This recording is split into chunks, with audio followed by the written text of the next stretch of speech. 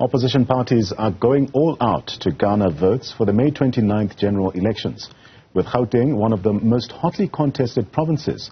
Newzroom Afrika this week spoke to some of the premier candidates who shared their plans to tackle corruption and fix the healthcare system. My colleague Nic Andersen found this report. Gauteng as a province has the highest number of candidates vying for seats in the May elections. The province, together with KZN, are predicted to be the most hotly contested. But with Gauteng set to have the biggest ballot of all 9 provinces, opposition parties and their candidates, primed to take on the ANC's Panyaza Lesufi as premier, all believe the state of the province is woeful. Go to hospitals and tell me if the province is not doing badly. Go to clinics, go to police stations and tell me if this is not a limping province. There are certain departments, as colleagues have already indicated, that are really failing.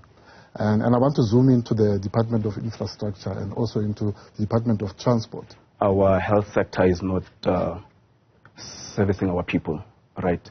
Not only the lack of the doctors and the HR, the human capital. There's also an issue here, the decaying infrastructure. A few of the things that is mentioned, like for instance education and all those, yes, we don't have all those things working, so I can't understand if we are saying unqualified and qualified and it just doesn't work for us. So I do have to agree that there needs to be a change of government anyway.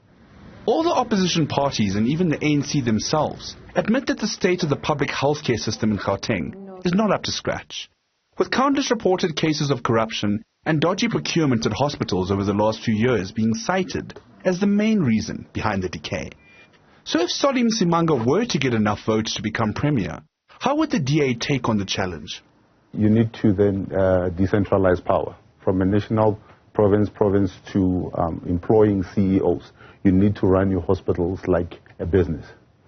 When you're running a business that you require certain components for your business to be successful, you always ensure that those are already there. It's a disgrace that you will not have life-saving surgeries taking place because you don't have linen and you're waiting for somebody at the provincial level to, to sign over procurement. Action SA Premier candidate Funzi Ngobeni says his proposal to fix many of the issues plaguing the province is linked to how it intends to deal with the corruption on a national level. We are going to establish special courts that will deal with corruption, and so that we can be able to fast-track, getting people into jail and for many years, and that's exactly what we're going to do. But most importantly, we know that there is a problem with the NPA. We know that cases tends to be lost somewhere in the middle of the process. So we want to make sure that NPA gets to be independent. Let's bring back the scorpions as quickly as possible. While grand plans and promises are aplenty in politics, any chance the opposition has of removing the ANC government from power in the province would likely be in the hands of a coalition. But would the opposition be able to work together?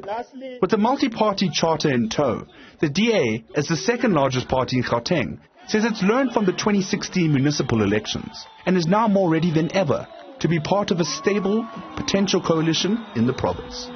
For Newzroom Afrika on Channel 405, I'm Nic Andersen in Johannesburg.